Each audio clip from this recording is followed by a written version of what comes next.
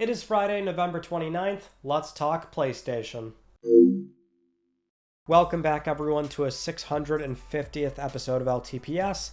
Absolutely insane milestone, and also very timely, too, because just yesterday was Thanksgiving in the US, so what I can say is I'm very thankful for doing this show for as long as I've been doing it, and hopefully we have a lot more coming as well. But let's worry about what we've got on the docket today, which, starting off with our PS Plus reminder, this is your last call to claim the November PS Plus essential titles before they go away. This coming Tuesday on the 3rd, it's going to change over to It Takes Two PS4, PS5, Aliens Dark Descent PS4, PS5, and Temtem PS5 only on that one. It Takes Two, fantastic game, won Game of the Year back in 2022 across many media outlets. It's a fantastic local and also online co-op experience, so you've really got no excuse to not add that game to your library and try that out. Aliens Dark Descent, I believe, was also received quite well. And then Temtem's like that Pokemon style game. Don't really know a whole lot about that one, but I would say it's a pretty solid lineup going into December. Speaking of which, going into December, we are now mere days away from the 30th anniversary, and Sony's already making some preliminary announcements for celebrating that big occasion in relation to Plus memberships. Actually, also not Plus memberships, because they're doing a free multiplayer weekend on the 6th, running to the 8th. And also during that time, there's going to be a tournament running, also a big giveaway. So if you're participating at all, downloading a Plus game, then you're going to be entered into a sweepstakes for it's like 30 months of PlayStation Plus Premium.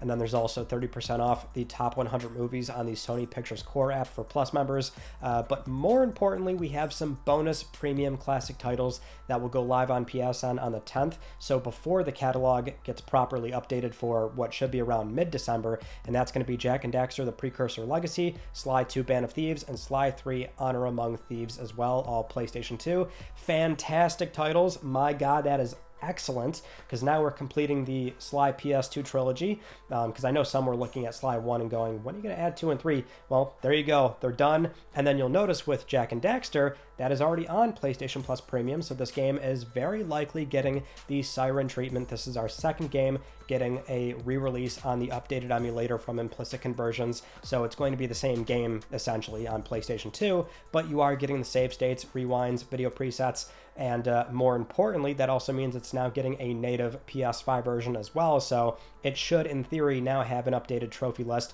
probably the same list, or very similar. I imagine it's going to be the exact same one, but it will now be a secondary PS4 list, and then another PS5 list.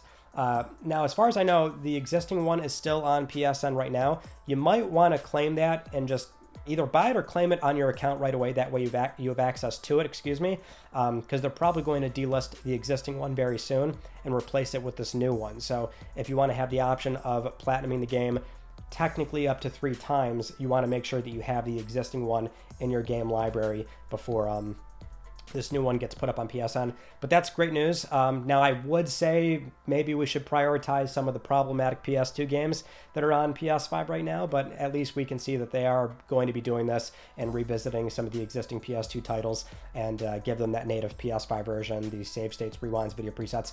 Jak 2, now you've got no excuse, because I know the problem with Jak 2 for a lot of people is the rough checkpoints. Well, with rewinds, that will not be a problem. So I will be very excited to have a reason to platinum all the Jak games over again, possibly up to 6, 8 more times, something crazy like that.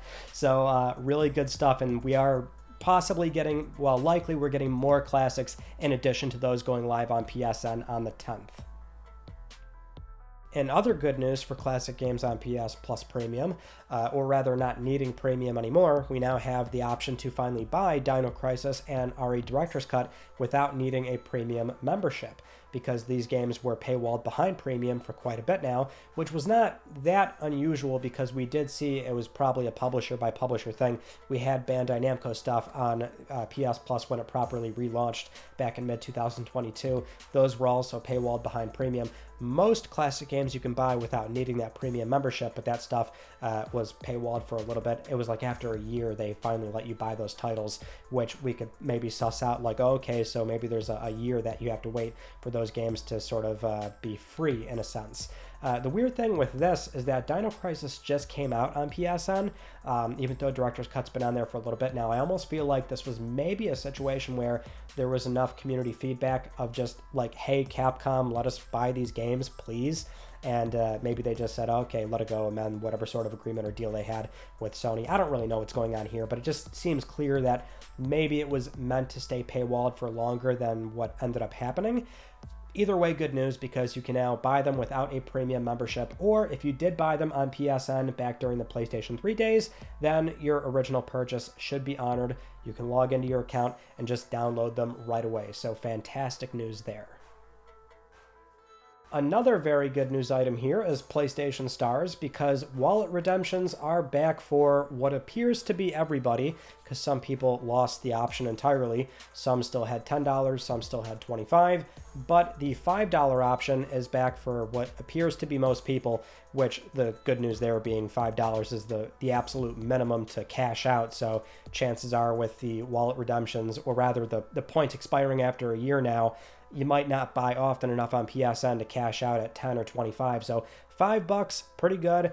I would say cash out immediately, because we still don't exactly know what Sony was doing there, if it was just a problem on the back end, or I still suspect it was very intentional testing to watch consumer behavior on if they'll redeem games straight up more often. Obviously, wallet funds are the most ideal situation 95% of the time. So with that said, check PS Stars, check your points, cash out at $5. You should have that option back on the service now. Moving on to some expected announcements coming very soon for possibly the Game Awards, maybe the 30th anniversary this Tuesday, probably a mix of both, but we do have 3 separate reports from Bilbo Kuhn writing for Deal Labs, where we're going to be getting new black options for the DualSense Edge, Pulse Elite, Pulse Explorer, and also the PlayStation Portal. The Portal is apparently going to be in a more limited quantity scenario, so it might be a tighter window to try and order that. But for the Elite, Explorer, and Edge, that should just be a new black option available on PlayStation Direct or at third-party retailers at MSRP. So it's not going to be on sale per se, but there should be a new black option for those. And then we're also going to get a standard DualSense controller and a limited edition Helldivers 2 variant, which makes a lot of sense. I'm sure they want to merchandise that game even further, especially considering the company was a bit blindsided by how well the game ended up doing. So it's not like they had that controller ready to go, but we'll probably see that get announced very soon as well. Bilbo Kuhn does anticipate that these should be announced within a month or by the end of the year, which they do speculate they have a number of things going on right now. So it depends on how they're seeing this information, but typically it is a lot of back-end marketing stuff that they might have been able to see firsthand. So it would appear as though Sony is prepping these things for announcing on the PlayStation blog, or maybe a trailer that they are preparing for their YouTube channel. And that's why between the 30th, this coming Tuesday, or the Game Awards, where they've brought accessory announcements to Jeff Keighley events, very likely we'll see these in 1 to 2 weeks. Maybe all of them, but it would appear as though we'll be getting this stuff very soon. We should also segue into another announcement for the 30th, which would be my first Gran Turismo. That was part of the original announcements. If you remember, it was the sort of trial Gran Turismo 7 variant that they want to end up releasing on PSN. Kind of got lost in the weeds after we had all the gray accessories announced, but that was next to the game soundtracks on Spotify, the avant-garde game board thing, and the stress ball. So there's there's my first Gran Turismo. That was recently rated in Taiwan for PS4, PS5, so I almost feel like we might just see that go live on PSN right on Tuesday, because they surely will say something this Tuesday. It's not like they're not going to do that, but as far as expecting a big state of play or a showcase announcement, probably not going to happen. Now, will they go the extra mile and maybe do a game trailer or something like that? Maybe. I just wouldn't really expect anything too grandiose, if we could, frame it like that, because there is going to be the Game Awards coming up as well. So at the very minimum, there's probably going to be 1 or 2 things showing up there as well. The company will talk, but it's probably not going to be what people are expecting. That's another good segue into our next story, which is this whole Bloodborne thing going on. So we had this tweet blow up on Twitter from a From Software fan account, where they're just looking at how Bloodborne had a recent announcement for server maintenance, which is scheduled for December 3rd, right on the 30th anniversary. And so they're comparing that to the December 3rd Easter egg in that recent ad, which it's not like we need that Easter egg. I mean, we know the 3rd is the 30th anniversary, but just this tweet really blew up. Giant Bomb's Jeff Grubb even stepped in to sort of pour water on this one by saying that nothing is going to happen. He said he promises nothing is going to happen. Now, I'm fairly certain not only is this a yearly maintenance thing for this game, for Bloodborne, I should say, but I think it always does happen on the 3rd.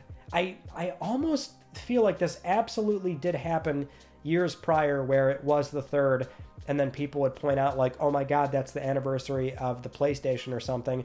I might just be losing it, but not only does this yearly maintenance happen every time, but it happens around the same time as well. So I would say, yeah, probably don't expect anything. It's a false prophet, folks. Don't let it get to your head. In other false news, we should also probably acknowledge these two items here, which is things for God of War and also Naughty Dog. So with God of War, the voice actor for Kratos, Christopher Judge, he recently was apparently teasing God of War announcements, but of course that's not actually what he said, so the internet kind of ran with it, and so he had to clear the air on Twitter and said it's not true, not happening, and he's awaiting updates like everyone else. And then for Naughty Dog, we had a LinkedIn account pop up that was discovered that listed their work at Naughty Dog, where it said they're an environment artist working on a new IP called Timeless Travel, which made us think, okay, maybe that's the new IP. But it does seem like this account is not real because this person cannot be found on any sort of, credited work previously when they say they've worked as a 3D artist at Bungie or WB Games Montreal. This person just seemingly does not exist, so that is also probably not happening. So we just want to clear the air on that if you saw these two items in particular, sometimes we will cover these on LTPS just to simply let you know. The update here is that nothing's actually going on. So the only thing I will add to this is that for Christopher Judge, I mean, I believe him, but it is something where, voice talent, typically, they're going to not, even if they know something, they're not going to say it, right? Now, usually they're not going to give a message like that per se. They're not at liberty to completely shoot down rumors. They just should not say anything, period. But, if he knew something, it's not like he's ever going to actually say something or tease it. So that's just to play devil's advocate there. But yeah, these two items are also false prophets. Now, something we can say about Naughty Dog is that Troy Baker is once again going to be in their upcoming game as well. So, speaking with GQ magazine about his role in Indiana Jones, Troy Baker just confirmed that he is returning for Neil Druckmann's new project at the studio. So, he didn't say anything beyond that, just he's going to return to the project. So, some places were framing this as he's going to star in the game or something like that, which is not what was said as far as I can see. So he's going to have some kind of role. Doesn't confirm he's the lead, a minor or major character. But, Troy's the kind of guy where he stars in a ridiculous amount of games. He does a lot of voice work in the games business. So I feel like it's almost expected he's going to have some kind of role in the next game. Just we don't know what that's going to be, but it's a very iconic voice, one that he can modulate to a degree, and sometimes you don't realize that he's actually in a specific role. But yeah, it seems like Troy is once again going to be in another Naughty Dog title. Now, going back to all of the, 30th anniversary stuff, Sony also put up this separate directory on their site where it's the PlayStation celebration page. You can look at all their various consoles, accessories, and games they put out for each PlayStation, and just kind of scroll through PlayStation history, a cool website to look through. They also put up some sales figures as well, which unsurprisingly, they say nothing about PSVR 1, 2, and PlayStation Vita, because if the number is something they're not super proud of, then they're going to leave that out. But we do have some sales figures for PlayStation 2, which is the point of contention here, because if you remember back when Jim Ryan retired, he said on the PlayStation blog that the first thing he thought of when he hears PS2 is 160 million. And now, on this site, Sony is once again claiming that the PS2 has sold over 160 million. Over 160 million, because for the longest time, as we've said before, Sony has only disclosed to shareholders back in, it was, I think, March 2012 or something, but the number back then was 155 million. And so all these years later, why are they saying 160 million? Because the other thing is, Nintendo Switch doing quite well. It's rapidly approaching 160 million. During the most recent financial report from Nintendo, it's now at 146 million. And that was after a quarter of selling a few million something. I can't remember exactly. This upcoming quarter that they're in right now, where it's the holiday season, they're probably going to sell anywhere from 4 to 5 million Switches, which is then going to get them to 150 million. And so it does get into that argument between Nintendo fans that just, for whatever reason, they want to see the PS2 get dethroned, which is not a problem, obviously. The Switch has been, a very good platform cycle. So it's just this kind of, in my view, an argument that is just not worth discussing. I don't know. I don't really care. I don't have any skin in the game. I don't care if PS2 stays the king or not. They both did incredibly well, obviously. But it is humorous watching this play out, the bickering and arguing between these two camps, where it's like, I don't know. I don't know why Nintendo fans are so worked up over this number that Sony went out of their way to increase the numbers, so to speak. We know that the system was always over 155. They ceased manufacturing in 2013. That was a year after we had the final number. So we always knew it was over 155. Just to see it, 160. Why are they talking about that now? Here's the thing. I have no doubt in my mind the company, in terms of some of the senior leadership, probably is very proud of that number, and they don't want to see PS2 get dethroned. There always is a sense of company pride in the products you put out, and so I'm sure a lot of long-standing Sony folks do want to see the console stay number one, but they're both happy with making a boatload of money. And I'll just throw my hat into the ring here as far as the bickering that we're seeing between the two camps. They're very uneven. I don't know why we keep doing this. It's a lot of dumb arguments back and forth because Nintendo is speaking to two audiences. That's very much why they exited dedicated handhelds with a 3DS and went with this hybrid approach. So the Switch, by all intents and purposes, is speaking to two audiences. The counter argument for PS2 is that, it was a DVD player, which I always find is not a great argument because while the PS2 did have a lot of utility in the day for being a DVD player, I don't know why people act as though that contributed an extra 30, 40, 50 million console sales. That's just borderline silly. This is straight up math you can look at as far as the tie ratio for games sold on the PlayStation 2. It's like a 9 to 10 game attach ratio, which implies every single PS2 sold on average was typically being sold to people that were buying and playing games on it. So I know people love to anecdotally say that, I have a grandmother that has a PS2 and they never played a game on it, or that's why my family got a PS2. Like, yeah, it had a lot of utility, but you can just look at tie ratios. Games are, they're bought for video games. That's the same for PS2. Same for Switch, because Switch is like a 9-10 game attach ratio as well. But PS2 had this really long time on the market in a very unusual way as well, because it was able to be priced down so aggressively, and it did very well in developing countries well beyond PlayStation 3, so that's why it's another uneven portion of the marketplace. But then people also like to say, Switch, multiple Switches get sold to the same customer because people like to buy different variants and colors, and that wasn't always the case for more of a home console like PS2. So it's so much back and forth that I find is incredibly useless. They're a bit uneven if we want to argue why one is doing so well versus the other one that did really well, but they're both like not great arguments in the grand scheme of things. Having said that, I think the Switch absolutely could do it, although I will say by the time Nintendo does announce the next hardware, their sales are going to, in a way, fall off a cliff if it's anything like what we've seen with prior platform cycles. So they're very close. It really depends on how committed they are to pricing down the existing Switches.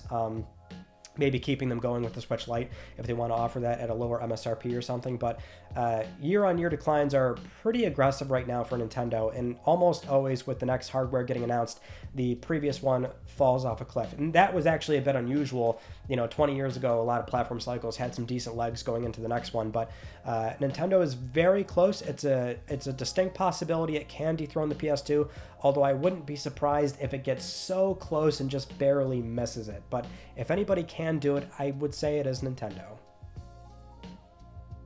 Moving on to a very familiar looking game announcement, Light of Mataram, I think that's how you pronounce that, by Tencent Games, coming to PC.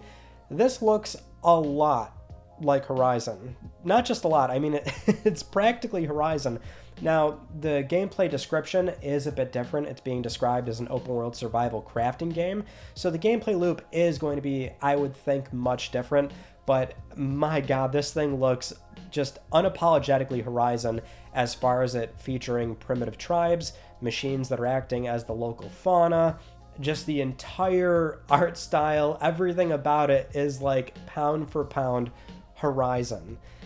Which, it's a Chinese game. This is a thing that happens over there quite often.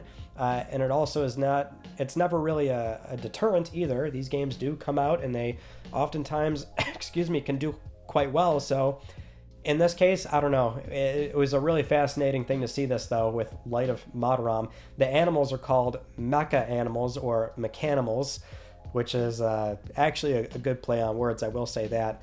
But wow, I was like, this looks really close to Horizon. It's insane just how unapologetically Horizon it looks. But the gameplay loop does appear to be very different.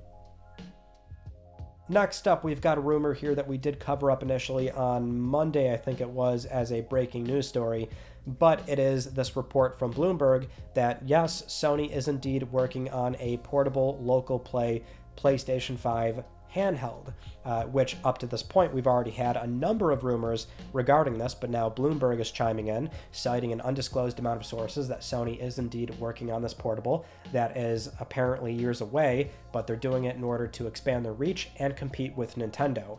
Apparently the portal was also initially started as a local play handheld, but Tom Henderson of Insider Gaming chimed in, mentioning that the development of this new handheld started after they saw how well the portal did. Which makes sense, although I'm always inclined to believe that Sony has likely for a long time now always toyed around with, or are indeed, a local play handheld. They're always doing very wacky things as far as R&D goes. It's just that we often hardly see any of it. Like 80% of it just never ends up coming out. Dare I say more than that. So it's like naturally the company that has already made two portables is likely always going to prototype and mess around with making more of them, but market conditions have not really been conducive to that since the Vita. There was a low point because even Nintendo did get out of Dodge. 3DS only did half the lifetime sales of the DS, and now we've come back around to where it's a bit more stabilized in that you don't do dedicated portables anymore with their own dev environment.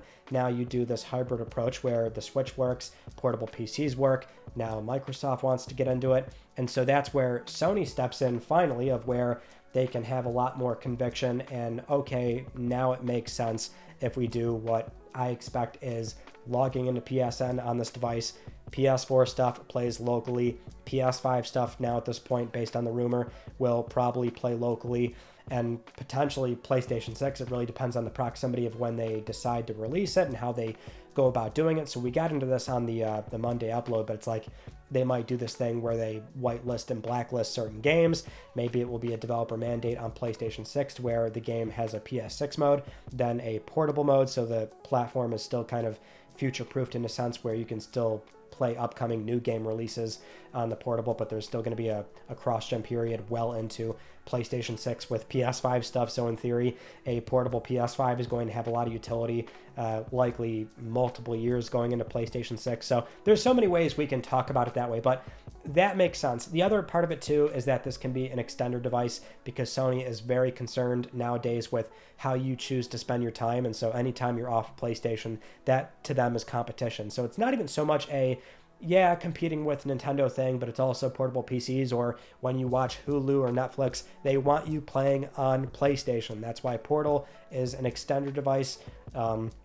This would be the same thing. So for folks wondering, why would they do this? But it's like, there's an audience for those out there that would like to play locally and not have to be tied to internet, because we also have to worry about, heat dissipation, thermals, the form factor. Sony is a traditional hardware maker, so they would probably design this thing in a similar fashion to Portal, in that while it won't be that thin, because that's basically a controller cut in half with a screen tacked on, but it won't be as unwieldy as a Steam Deck per se. I mean, Sony, like Nintendo, will make this thing look very attractive and sleek, and so there's that. I mean, I think at this point I'm very safe in saying, like, this probably is happening and we're going to get this thing in, let's say, 3 to 4 years.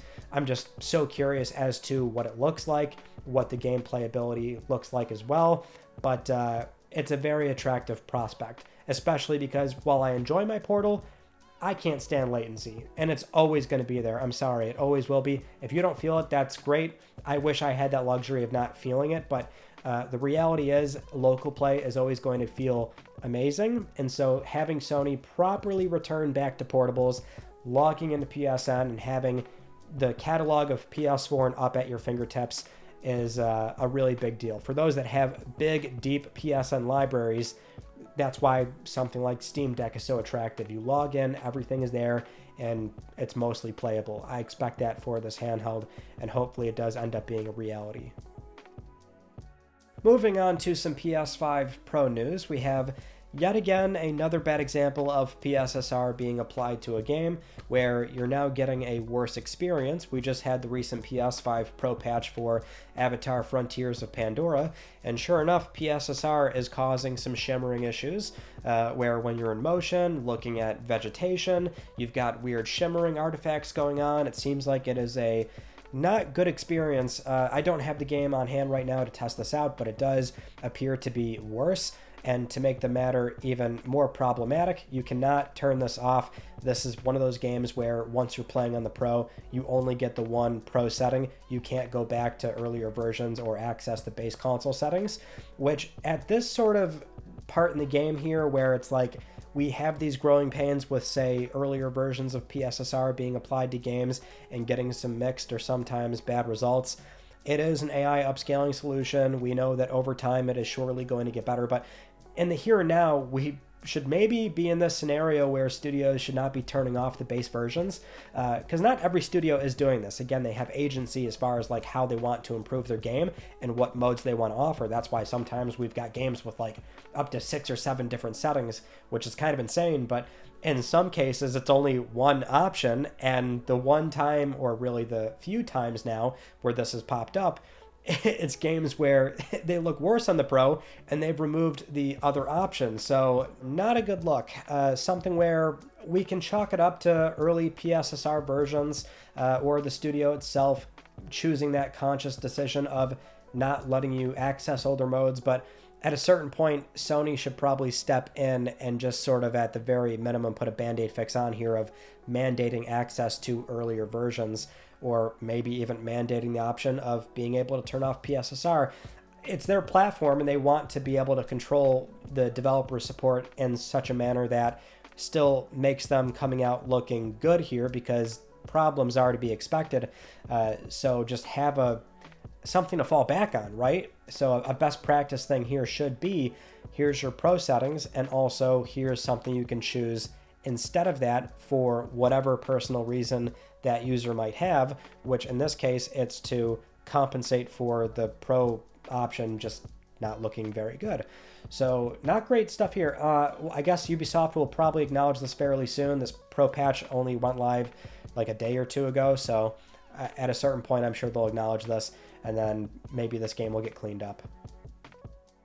Moving on to an update for the Sony and Kadokawa possible acquisition that may or may not happen, where we just got more insight into the relationship between these two companies and how it seems like they might have actually been wanting to do this for a while now, based on this report from Bloomberg's Takashi Mochizuki, where they mention both Sony and Kadokawa have expressed interest in a merger for a number of years now, but they were never able to resolve their differences because apparently Kadokawa just wants the entire organization to be absorbed, and Sony wants to pull apart the assets that it wants.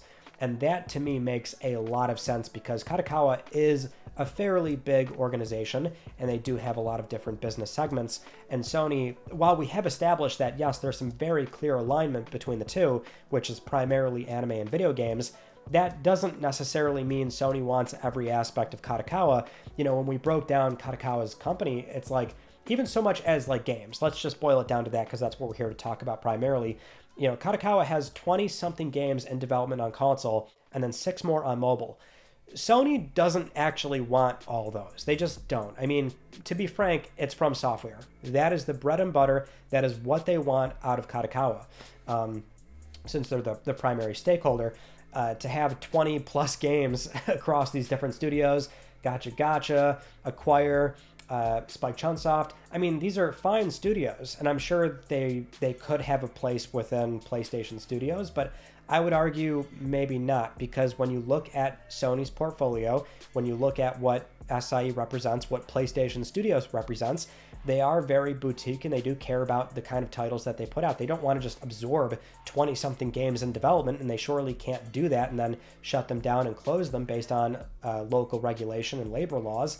So it would make sense as to why Sony only wants certain aspects of the business, and maybe why this was never able to come together. So just strictly speaking on games, ignoring the fact that, you know, Kadokawa has other business segments that Sony has probably no interest in, it makes sense. It makes sense as to why they maybe have never been able to get this job done. But having said that, if the contingency is they have to take on the entire company, that's why I thought, okay, well, if that happens, it's like From's going to go to SIE, but everything else might just go to Sony Music, and PlayStation's not going to be involved at all, and it will be business as usual with those studios, and they might even still have the autonomy to, you know, partner up with Nintendo or work on other licensed properties, and they will be a very separate entity from PlayStation, right? And I would even make the case that once From goes to SIE, who knows if they would like start sticking a PlayStation Studios banner on that game or something. I'm sure they'll probably still leave From alone a lot of the time, but that's just how I picture it going. So if we see this deal get done, that might be what ends up happening, is bringing on the entire thing, and how they will then end up managing all these different portions of the Kadokawa business that they might not have wanted, but they have to take them on to get the valuable assets that they want, which is primarily going to be anime and From Software. With that in mind, we are still probably a few weeks away from something being announced or a deal being confirmed, but if negotiations are going well and they are in those advanced stages in all likelihood, then we might see this end up happening. Next up, I thought this was some very cool news where the PlayStation Preservation team has hit a very important milestone. This was confirmed by Garrett Fredley over on Twitter, who is the senior build engineer and IP preservationist at SIE, where they announced that their team has now archived 500 terabytes of PlayStation history, which there has always been some misunderstanding surrounding what this team actually does. They're not directly involved in releasing classic games on PlayStation Network or anything like that. No, a lot of their work is about capturing builds, tools, design documents, just so many elements that go into what makes games. And so this team was only formed like 2-3 years ago or something, because it's been very uncommon in the games business long term where there's like proper archiving efforts for games. That's why we have so many horror stories of games where the source code is lost, and so a lot of studios and publishers can't even really reliably revisit older properties and release them that way. Sometimes they have to lean on community emulators if they're not being lazy, but that's usually the problem. And so in recent years, a lot of bigger companies have finally started to ramp up their archiving efforts. And so this team I know is quite small. They just had a talk in Rochester not too long ago at the Strong Museum. I would have loved to make it out to that. It was just really poor timing, but that's what they do. A lot of the work they do is about streamlining the process of archiving so it's easier to pull for the future, which is good. Which, funny enough, I mean, 500 terabytes might not sound like a lot given how large games are nowadays, but a lot of stuff pre-PlayStation 4 really is not that large in the grand scheme of things. So I imagine the 500 number is going to not be 500 for long given the platform cycle that we're in nowadays, but it's still really good to see, and it's really important work that they're doing over there as well, because this implies the next 10, 20, 30 years for PlayStation is being properly archived and can also be called back whenever the company needs it. Now, speaking of PlayStation history, we also have a very big high-profile exit that was announced, and that is Shuhei Yoshida, Sony's head of indie initiatives, but also the former head of Worldwide Studios. He is leaving on January 15th, 2025, after 31 years with the company. Shuhei is a PlayStation OG. He was there back in 1993 when the formal establishment of Sony Computer Entertainment happened. That was back with Ken. That was when it was Sony Music. That was when they were making the PlayStation. And Shuhei's job was to reach out to studios and developers and try to get them to make games and bring their games over to the PlayStation. And he was there the entire way through, climbing the corporate ladder. And he didn't really become that well known really until the PS4 cycle. That's when his Twitter account really blew up, because he was just very charismatic and funny, and he would like low-key play customer support on Twitter by interacting with fans and giving them advice and recommending games, and also just giving funny answers to people when they say, hey, can I work at Sony? And he would just say flat out no or something. And it was so cool, man. And there, of course, there's a lot of like viewer crossover, so I'm sure a lot of people know like he was always being interviewed from Colin and Greg when they were at IGN, and so there's just so many really funny memories. One of my favorite ones from Shuhei, I forget which conference this was, but some sort of conference, some sort of discussion, and he talked about how for his Wii U account he would write I love PS as his little me talk banner or something, and he got banned twice because he wrote I love PS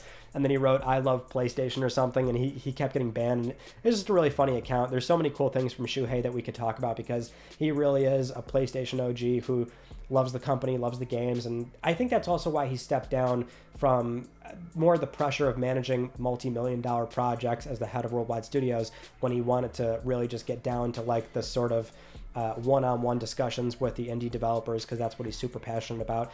And I would suspect that's maybe what he's getting into, because he did confirm he's not retiring. He is going to stay in the industry, but maybe something like that, maybe consulting, who knows. It seems like that's a trend nowadays for these long-term senior executives that like to get out of the business, is stay in it, but maybe they do consulting or something. I don't know. Wherever Shuhei goes, he's a very valuable asset. And I wouldn't say this is indicative of anything, nothing bad going on or anything. I mean, when anybody does 30 years at a company, it could be something bad, but sometimes, more often than not, it is just that standard turnover of, I think it's time to move on, try something else, maybe go to a different company. Sometimes they do retire or go outside of the industry, but in this case, yeah, 30 years, I think he's... I was thinking it was going to happen soon. I mean, he's one of those last few people that were still with the company, right? Like Andy House left, Jim Ryan now finally gone. These were a lot of people that have been with the company for a very long time. So Shuhei was bound to happen at some point, unfortunately. But yeah, more power to him, and good luck. He really is one of the few where we can say he was there for the games. He loved games, and we owe a lot to Shuhei for what PlayStation became. It's a sad departure, but one that has been well earned. Now, with all that said, it is time for Let's Talk Plus, the weekly Let's Talk PlayStation giveaway, where one of you can win a $10 PSN code. I would like to congratulate this viewer right here. I'll be contacting you very soon via email or X, and if you would like to win a $10 PSN code, it is so simple. Follow the link down below, enter the Gleam giveaway, and supporting this channel, a number of ways can gain you an entry, and I'll announce the winner next week, because I'm trying to help pay for your games. Those are some of the stories from this past week that I wanted to talk about with you all, and we had a lot of stuff going on. We had the 30th anniversary PS5 Slim unboxing and the DualSense Edge. Always fun, waxing nostalgic there. We had the portable PS5 rumor that we discussed, and then also our first formal new episode of PSR, a PlayStation retrospective, looking at 50 Cent Blood on the Sand, a ridiculous, janky, but also very fun game, which I hope you all enjoyed the first new episode of PSR, really episode 4, but now it's a formal series that I hope we can keep doing, because they do take a very long time to put together, but if these do well over time, then I think we will do a lot more of those. I already have one more coming up next month, and then there's a few more that are like halfway done. That's probably going to show up in January going into February. But yeah, if you enjoy it, I will absolutely keep doing them as long as it works out there.